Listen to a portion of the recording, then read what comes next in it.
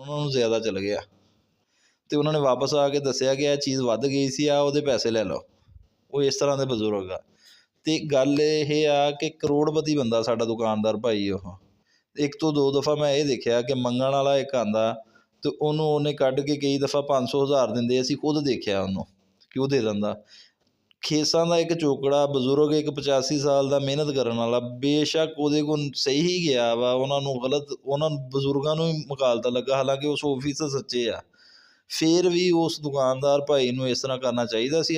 ਉਹਨਾਂ ਨੂੰ ਅਹਿਸਾਸ ਕਰਨਾ ਚਾਹੀਦਾ ਸੀ ਕਿ ਨਹੀਂ ਚਾਹੀਦਾ ਸੀਗਾ ਕਿ ਇੱਕ 85 ਸਾਲ ਦਾ ਬਜ਼ੁਰਗ ਆ, ਉਹ ਮਿਹਨਤ ਮਜ਼ਦੂਰੀ ਕਰਨ ਦੇ ਆ ਆਪਣੀ, ਕਿਸੇ ਕੋਲ ਮੰਗ ਕੇ ਨਹੀਂ ਖਾਂਦਾ। ਅਗਰ ਉਹ 'ਚ 500 1000 ਰੁਪਏ ਦਾ ਨੁਕਸਾਨ ਵੀ ਹੋ ਜਾਂਦਾ, ਉਹ ਮੰਗਣ ਵਾਲੇ ਕਿਹੜੇ ਆ, ਪੇਸ਼ਾਵਰ ਮੰਗਣ ਵਾਲੇ ਆ, ਉਹਨਾਂ ਨੂੰ ਅਸੀਂ ਕੱਢ ਕੇ 500 1000 ਐਵੇਂ ਹੀ ਫੜਾ ਦਈਦਾ ਵਾ। 150 ਤਾਂ ਕਿਤੇ ਗੱਲ ਵੀ ਨਹੀਂ ਨਾ ਹੈ ਦੁਕਾਨਦਾਰ ਵਾਸਤੇ। ਅਤੇ ਇਸ ਤਰ੍ਹਾਂ ਦਾ ਜਿਹੜਾ ਬਜ਼ੁਰਗ ਮਿਹਨਤ ਕਰਦਾ, ਉਹਦਾ ਅਹਿਸਾਸ ਕਰਨਾ ਬਣਦਾ ਕਿ ਨਹੀਂ ਬਣਦਾ?